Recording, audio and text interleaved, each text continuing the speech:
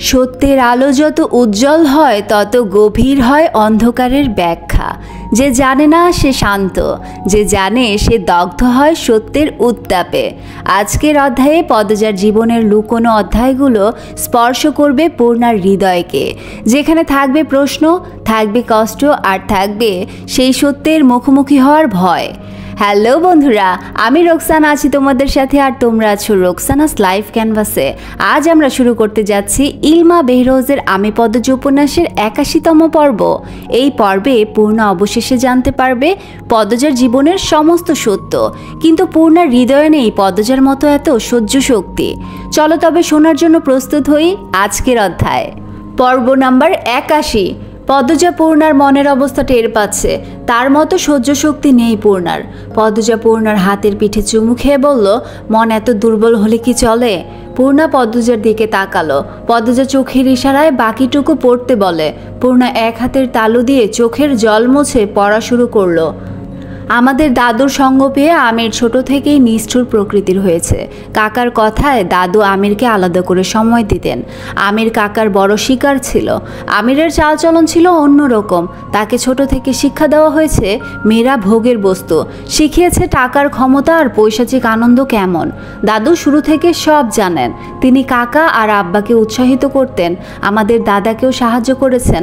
দাদুর সোনার অলংকারের প্রতি দুর্বলতা ছিল খুব। এই দুর্বলতাকে কাজে লাগিয়ে আমার দাদা, আব্বা, কাকা দাদুকে ব্যবহার করেছেন। দাদুর সাথে দাদুর এক বোনও ছিল। দাদুর বোন বলতে আপন নয়, পরিচিত। দুজন নারী মিলে সহযোগিতা করে এসেছে বছরের পর বছর। আমির নারীর শরীর ভোগ করার চেয়ে আঘাত করতে পছন্দ করত। প্রথম 3 বছর সে কোনো মেয়ের সাথে জোরপূর্বক মিলিত হওয়ার চেষ্টা করেনি।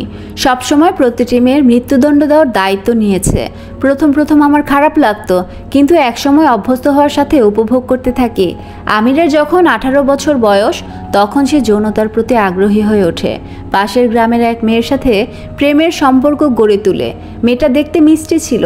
আমিরকে অন্ধের মতো বিশ্বাস করেছে, বিশ্বাস করে নিজের ইজ্জত সঁপে দিয়েছিল।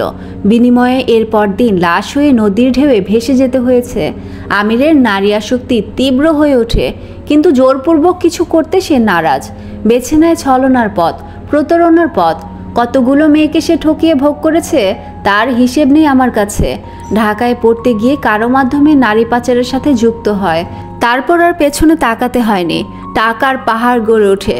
পদজা, তোমার খারাপ লাগবে, তাও বলতে হচ্ছে, তুমি যেমন আমিরের জীবনের প্রথম মেয়ে নও, তেমন বউও নও। শহরের সম্ভ্রান্ত পরিবারের সুন্দরী এক মেয়েকে আমির বিয়ে করেছিল। সেই মেয়েটি নিঃসন্দেহে রূপসী ছিল। সে বিয়ের পূর্বে শারীরিক সম্পর্কে আগ্রহী ছিল না বলে আমির তাকে বিয়ের প্রস্তাব দেয়। মেয়েটি তার পরিবারে না জানিয়ে আমিরকে বিয়ে করে। 1 সপ্তাহ পর মেয়েটি যখন আমিরের কাছে তিক্ত হয়ে ওঠে, তখন মৃত্যু মেয়েটির সামনে এসে দাঁড়ায়। মেয়েটির পরিবারের কেউ জানতেও পারেনি তাদের বাড়ির মেয়ের বিয়ে হয়েছিল, আর সে স্বামীর হাতেই মারা গিয়েছে। আমির তীক্ষ্ণ বুদ্ধিসম্পন্ন মানুষ। সে তখনই ঠান্ডা মাথায় পুরো ঘটনার চিহ্ন মুছে দেয়। এটাই কিন্তু ওর একটা বিয়ে নয়। আমির আরেকটা বিয়েও করেছিল, ভিন্ন ধর্মের এক সুন্দরী মেয়েকে। তার বেলায়ও হুবহু ঘটনা ঘটে। সে মেয়ের মৃত্যু আমি নিজের চোখে দেখেছি, কিন্তু কিছু বলিনি, বলতে ইচ্ছে হয়নি। মন বলতে কিছু ছিল না তখন। মেয়েটা মৃত্যুর পূর্বে অবাক হয়ে দেখছিল আমিরকে। সে বোধহয় বিশ্বাস করতে পারছিল না যাকে ভালোবেসে ঘর ছেড়েছে সে তাকে খুন করছে। আমির কিন্তু খুন করার ঘণ্টাখানেক পরই অন্য মেয়ের সাথে সময় কাটিয়েছে। আমিরের বাড়ি গাড়ি সব হয়। যে কোনো নারী আমিরকে নিজের সর্বস্ব বিলিয়ে দিত নির্দ্বিধায়। আমির দেখতে একটু শ্যামলা হলেও ওর কথাবার্তা, চালচলন, চাহনি ছিল আকর্ষণ করার মতো। যতগুলো মেয়ে আমিরকে ভালোবেসেছে, বেশিরভাগই আমিরের থুতনির কাটা দাগটা দেখে প্রেমে পড়েছে। আমির সম্পর্কে তো আর কিছু বলার নেই। এইটুকুতেই তুমি আমিরের স্থান বুঝে যাবে। তোমার স্বামী একা খারাপ এই কথা বলার মুখ নেই আমার। আমি কিছু কম করিনি। তবে আমির কাকির ব্যাপারে ছিল দুর্বল। তার সব সাবধানতা ছিল কাকিকে নিয়ে, কাকি যেন কিছু জানতে না পারে। আমির ঢাকা থাকার কারণে কাকি কখনো সন্দেহও করেননি। তার আগে সন্দেহ করেছিলেন কিন্তু প্রমাণ পাননি। যেদিন কাকি তোমাকে আর আমিরকে তোমাদের বাড়ি থেকে আনতে গিয়েছিলেন, সেদিন তোমরা আসার পর রাতে কাকি জানতে পারেন আমির অনেক আগে থেকে কাকার সাথে কাজ করছে, এমনকি ঢাকা এই কাজই করে। আমির কাকার সাথে ডিল নিয়ে আলোচনা করছিল, খুব চাপ ছিল মাথার উপর। চিন্তায় আমির অসতর্ক হয়ে যায়।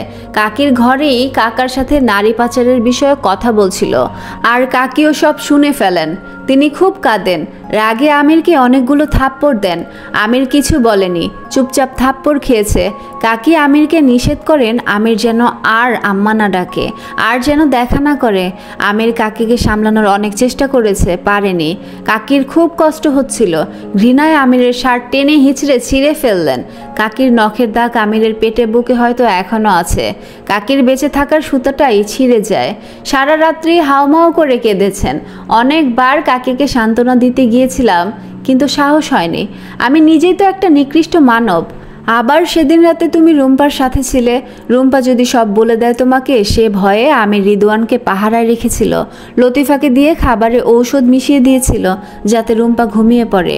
আমির অনেক ছলচাতুরি করেছে তুমি যাতে কিছু না জানতে পারো। আমার আর রুম্পাকে তুমি নতুন জীবন পেতে সহযোগিতা করেছ, তাই তোমাকে আমাদের গল্পটাও বলতে চাই। জানি না আর কতদিন বাঁচব। পালিয়ে এসেছি। আমিরের হাত অনেক লম্বা, ওর আমাকে খুঁজে পেতে সময় লাগবে না। বরং অবাক হচ্ছি এতদিনেও আমির আমাকে খুঁজে পায়নি কেন। রুম্পাকে আমার জন্য কাকা পছন্দ করেছিলেন। বিয়ের প্রথম দিনই বুঝতে পারি রুম্পা সরল সোজা একটা মেয়ে। রুম্পার সঙ্গ ছিল অনেক শান্তির।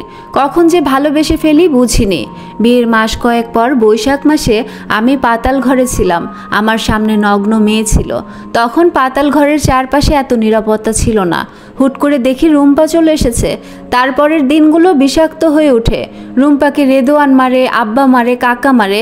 আমি চুপচাপ মেনে নেই, কিন্তু খুব কষ্ট হতো। নিজের সাথে যুদ্ধ করেছি, নিজের প্রতি ঘৃণা হতো।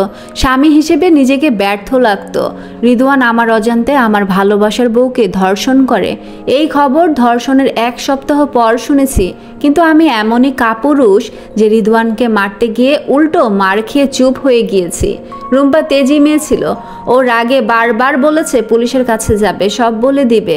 তাই রুম্পাকে মারার পরিকল্পনা করা হয়। আমি রুম্পার সাথে লুকিয়ে দেখা করি, ওর পায়ে ধরে ক্ষমা চাই, আর বলি পাগলের ভান ধরে থাকতে। আমি মাঝে মাঝে দেখা করব। রুম্পা তেজি হলেও মৃত্যুকে ভয় পেত খুব। পাগলের ভান ধরে থাকলে বাঁচতে পারবে এই কথা শুনে খুব কাঁদে, আর তাই করে। সে যে এই সুন্দর পৃথিবীতে বাঁচতে চায়। রুম্পার চিৎকার চেঁচামেচি শুনে আব্বা কাকা ধরে নেয় রুম্পার মাথা ঠিক নেই। তবে আমিরের দৃষ্টি ঈগলের মতো। প্রথম দেখাতেই বুঝতে পারে রুম্পা পাগল নয়, মানসিক ভারসাম্যও হারায়নি। তাও কেন যেন কাউকে কিছু বলেনি। রুম্পা কিন্তু তখনও জানতো না আমির এই কাজে যুক্ত আছে। আমির আর রুম্পার সম্পর্ক ভাই বোনের মতো ছিল। আমির পরিবারের সাথে সবসময় সহজ সরল থেকেছে, একদম সাধারণ একটা মানুষের মতো। শুরু হয় রুম্পার বন্দি জীবন আর আমার নিঃসঙ্গ রাত। একটা দিনও শান্তিতে ঘুমাতে পারিনি। কাপুরুষ শব্দটা সর্বক্ষণ খুঁড়ে খুঁড়ে খেয়েছে। মাঝে মাঝে লুকিয়ে দেখা করেছি, বুঝতে পেরেছি রুম্পাকে আমি খুব ভালোবাসি। আব্বা, চাচা আর ছোট ভাই আমির এই তিনজনের ভয়ে এক পাও বাড়ানোর সাহস হয়নি। একজন লোক আমাদের দল ছেড়ে পালিয়েছিল, বিনিময়ে তার নির্মম মৃত্যু হয়েছে। সে ভারত চলে গিয়েছিল, তাও আমির ধরে ফেলেছে। বলো তো পদ্মজা, এমন ঘটনা জানার পর আমার মতো কাপুরুষ আর কী বা করতো? ধিক্কার আমার নিজের জীবনকে। আমাকে তো কুকুরের খাবার হওয়া উচিত। রুম্পাকে তুমি ঢাকা নিয়ে যেতে চেয়েছিলে, তাই আমির বাবলুকে আদেশ করে রুম্পাকে খুন করতে। আমি এই খবর পেয়ে পালানোর কথা ভাবি। পথে বাবলু আটক করে, তখন তুমি ফেরেশতার মতো হাজির হও। এই ঋণ শোধের উপায় আমার জানা নেই। আর কি বলবো আমি? এখন সিদ্ধান্ত তোমার, তুমি কি করবে। আমি তো সব জানিয়ে দিয়েছি, কিছু কথা না জানালেই নয়। আমির আমার কাছে সবসময় স্বচ্ছ ছিল, কিন্তু তুমি আসার পর আমি তাকে চিনতে পারি না। যখন তোমাদের বিয়ে হয় ভেবেই নিয়েছিলাম কয়দিন পর তোমার লাশও দেখতে হবে, কিন্তু সেটা হয়নি। উল্টো আমির পাল্টে যায়। চারিদিকে কঠোর নিরাপত্তা দেওয়া হয়। গ্রাম থেকে ঢাকা ফিরেই সুন্দরী দুই মেয়েকে সঙ্গ দেওয়ার কথা ছিল। এই দুই মেয়েকে হাতের মুঠোয় আনতে আমিরের সবচেয়ে বেশি সময় লেগেছে। সুযোগ পেয়েও আমির তাদের কাছে টানতে পারেনি। বছরখানেকে বুঝে যায় আমির সত্যিই তোমাকে ভালোবেসেছে। কোনো মেয়ের শরীর আর টানেনি আমিরকে। এ নিয়ে আব্বা কাকার মাঝে অনেক কথা হয়েছে। আমির যদি সব ছেড়ে দেয়, আমার মনের কোণে আশা জাগে আমির এবার আমার মতো অনুভব করবে। এই কালো জগৎকে তার কালোই লাগবে। আমি নিজ চোখে দেখেছি আমিরকে তোমার জন্য ছটফট করতে। তোমার অসুখ হলে সব কিছু ভুলে যেতে। তোমার চিন্তায় এক জায়গায় স্থির থাকতে পারতো না। এমনকি ঢাকার বাড়িসহ আমাদের বাড়িটাও আমির তোমার নামে করে দিয়েছে। আমিরের যত সম্পদ আছে সব তোমার নামে করা। আমিরের কিন্তু নিজস্ব বলতে কিছু নেই, সে নিঃস্ব। এই খবর রিদওয়ান বা আব্বা কাকা কেউ জানে না, কোনো কাকপক্ষীও জানে না। চট্টগ্রাম সমুদ্রের কাছে তোমার জন্য একটা বাংলো বাড়ি বানাচ্ছে। বাড়ি বানানোর টাকা 31টা মেয়ে পাচার করার বিনিময়ে অগ্রিম নিয়েছিল। এখন সেই চাপ মাথায় নিয়ে ঘুরছে। হাতে সময় কম, কিন্তু মেয়ে পাওয়া যাচ্ছে না। আমার জানা মতে তুমি ধার্মিক ও পবিত্র একটা মেয়ে। তুমি এত কিছু জানার পর আমিরকে মেনে নিতে পারবে না। তোমার বিবেক তোমাকে সঠিক পথ দেখাবে। আমি যা জানি সব বলেছি। আমির তোমাকে ভালোবাসে, এই কথাটা কঠিন সত্য। তুমি যদি আমিরের কাছে তার 2 চোখ চাও, সে তোমার সামনে ছুরি ধরে হাঁটু গেড়ে বসে বলবে নিয়ে নাও। 6 বছরে আমিরের যে রূপ, তোমার প্রতি যে টান আমি দেখেছি, তা থেকে আমার এটাই মনে হয় আমির তোমাকে অন্ধের মতো ভালোবাসে। এমন মানুষের মনে এত ভালোবাসা দেওয়ার কোনো উদ্দেশ্য হয়তো সৃষ্টিকর্তার আছে। শুনেছি সৃষ্টিকর্তার সব সৃষ্টি কোনো উদ্দেশ্যে করা। এখন সবটা সিদ্ধান্ত তোমার। আমি এতটুকু মিথ্যে বলিনি। তুমি বুদ্ধিমতী, একটু চোখ কান খোলা রাখলেই বুঝতে পারবে।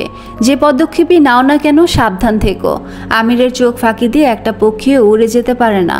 রুম্পা তোমাকে ভালোবাসা জানিয়েছে। কখনো সুযোগ মিললে আমাদের আবার দেখা হবে। আমার মৃত্যু যে কোনো সময় হয়ে যেতে পারে। রুম্পাকে যদি আবার এই বাড়িতে নেওয়া হয়, তুমি দেখে রেখো আল্লাহ তোমার সাথে আছেন। আমার জন্য দোয়া করো, আল্লাহ আমার শাস্তি যেন রুম্পাকে না দেন, আমাকেই যেন দেন, আর আমাকে ক্ষমা করে দেন। আমি অনুতপ্ত। এত বড় চিঠি লিখে অভ্যেস নেই। ভুল হলে ক্ষমা করে দিও। ভালো থেকো বোন। ইতি আলমগীর। পূর্ণা 2 হাতে মাথা চেপে ধরে। কাঁদতে কাঁদতে তার বুক ভিজে গিয়েছে। সে পদ্মজার দিকে তাকিয়ে বলল, আমার বিশ্বাস হচ্ছে না আপা, আমি বিশ্বাস করতে পারছি না। পদ্মজা পূর্ণাকে জড়িয়ে ধরল। পূর্ণা পদ্মজার বুকে মুখ গুজে ফোপাতে থাকলো। পদ্মজা তার সাথে ঘটে যাওয়া সব ঘটনা খুলে বলে। পূর্ণা 2 হাতে শক্ত করে ধরে পদ্মজাকে। তার প্রিয় বোনের এত কষ্ট সে সহ্য করতে পারছে না। পূর্ণা কাঁদতে কাঁদতে বলল, ভাইয়া তোমার আগে আরো 2টো বিয়ে করেছে, এই ব্যথা কিভাবে সহ্য করছো আপা? পদ্মজা কান্না আটকিয়ে রেখেছিল। এই কথা শুনে ভেতর থেকে কান্না আপনা আপনি চলে আসে। পূর্ণাকে শক্ত করে জড়িয়ে ধরে। একটা মানুষ খুঁজছিল সে, যাকে জড়িয়ে ধরে মন খুলে কাঁদা যাবে। আমির অত্যাচারী হিংস্র নারী ব্যবসায়ী, এইটুকুর ব্যথাই সে হজম করতে পারেনি। চিঠি পড়ে যখন জানতে পারলো আমির নারী আসক্ত ছিল, এমনকি বিয়েও করেছে, তখন ইচ্ছে হচ্ছিল গলায় ফাঁস লাগিয়ে মরে যেতে। ঠান্ডা মেঝেতে বসে হাত পা ছড়িয়ে কেঁদেছে। বারবার চোখে ভেসে উঠেছে আমিরের সাথে অনেক মেয়ের অন্তরঙ্গ মুহূর্ত। একজন স্ত্রীর জন্য এটা কতটা বেদনাদায়ক হতে পারে তার কোনো পরিমাপ নেই। পদ্মজা চোখের জল মুছল। পূর্ণাকে সামনাসামনি বসিয়ে বলল, এখন কাঁদার সময় নয়। তোকে আমি সব জানিয়েছি যাতে প্রেমাকে দেখে রাখতে পারিস আর নিজেও সাবধানে থাকিস। আমি একটা ছুরি দেব, নিজের সাথে রাখবি। রেদওয়ানের নজর ভালো না, প্রেমার দায়িত্ব তোর। তোর বিয়ে দিয়ে দেব 3-4 দিনের মধ্যেই। আপা। পূর্ণার কণ্ঠটা অদ্ভুত শোনায়। পদ্মজা তাকালো। পূর্ণা ঢোক গিলে নতজানু হয়ে কান্না মিশ্রিত কণ্ঠে বলল, ভাইয়ার কোনো ক্ষতি করো না আপা। কথা শেষ করতেই জোরে কেঁদে উঠল পূর্ণা। সে বুঝতে পারছে সে অন্যায় আবদার করেছে, পাপির প্রতি মায়া দেখাচ্ছে, কিন্তু আমিরকে সে আপন ভাইয়ের মতো ভালোবাসে। আমির কখনো বড় ভাইয়ের অভাব বুঝতে দেয়নি, মাথার উপরে ছাদ হয়ে থেকেছে। সবচেয়ে বড় কথা, তার প্রিয় বোনের ভালোবাসার মানুষ আমির। কেউ না জানুক, সে জানে। আমির ছাড়া পদ্মজা বেঁচে থেকেও মৃত। পদ্মজা তার মা হেমলতার মতো হয়েছে। সত্যকে ন্যায়কে বেছে নেবে, ভালোবাসার সিন্দুকটা তালা মেরে রাখবে, তারপর কষ্টে ধুকে ধুকে মরবে। পূর্ণার কথা শুনে পদ্মজা অবাক হয়ে উচ্চারণ করলো, পূর্ণা। পূর্ণা পদ্মজার কোলের উপর মাথা নত করে বলল, আপা আমি খুব খারাপ। কিন্তু তোমার সুখ আমার কাছে সবচেয়ে বড়। ভাইয়া তোমাকে ভালো রাখবে, ভাইয়া তোমাকে ভালোবাসে। আগের সব ভুলে যাও, মাফ করে দাও। আমি জানি তুমি ভাইয়াকেও ছাড়বে না, ভাইয়ার কিছু করে ফেলবে। আপা দোহাই লাগে, তোমার সুখ নষ্ট করো না। পদ্মজা আশ্চর্যের চরম পর্যায়ে অবস্থান করছে। পূর্ণা মাথা তুলে তাকায়। পদ্মজা প্রশ্ন করে, আর যে মেয়েগুলো অত্যাচারিত হয়েছে, যে মেয়েগুলো ঠকেছে, যে মেয়েগুলো যন্ত্রণায় ছটফট করে জীবন দিয়েছে, তাদের প্রতি অন্যায়ের শাস্তি কে দিবে? পূর্ণার সহজ উত্তর, তোমাকে তো কিছু করেনি, তোমাকে তো ভালো রাখবে। পদ্মজা নিজেকে সামলে রাখতে পারেনি। সে ভেবেছিল পূর্ণা ঘৃণায় আমিরকে খুন করতে চাইবে রিদওয়ান, খলিল আর মজিদকে। কিন্তু এ তো উল্টো সুর তুলেছে। পদ্মজার গায়ের সবটুকু শক্তি দিয়ে পূর্ণাকে থাপ্পড় দিল। পূর্ণা আকস্মিক ঘটনায় নিজেকে শক্ত রাখার সুযোগ পায়নি। বিছানা থেকে হুমড়ি খেয়ে মেঝেতে পড়ে। পদ্মজার নাক লাল হয়ে গেছে। সে রাগে পূর্ণাকে বলল, ছি, তুই আম্মার মেয়ে। এই ছিল আমি পদ্মজা উপন্যাসের আজকের পর্বের শেষ। এই অধ্যায়ে আমরা দেখলাম পূর্ণার সামনে খুলে গেল সেই দরজা যার পিছনে লুকিয়েছিল বহু প্রশ্নের উত্তর। কখনো সাহস, কখনো ভালোবাসা, সব মিলে সে যেন হয়ে উঠেছে আরও শক্ত, আরও স্পষ্ট। তোমাদের কেমন লাগলো আজকের পর্বটি? তোমাদের মতামত আর অনুভূতি আমার কাছে অমূল্য। কমেন্টে জানাতে ভুলবে না। ভিডিওটি ভালো লাগলে লাইক দাও, বন্ধুদের সাথে শেয়ার করো। আর সাবস্ক্রাইব না করে থাকলে এখনই সাবস্ক্রাইব করে বেল আইকনটি চাপো, যাতে আমি পদ্মজার পরবর্তী পর্বটি সবার আগে তুমি দেখতে পাও। আজ বিদায়, কাল আবার ফিরবো পরের অধ্যায় নিয়ে। সে পর্যন্ত ভালো থেকো, সুস্থ থেকো। আল্লাহ হাফেজ।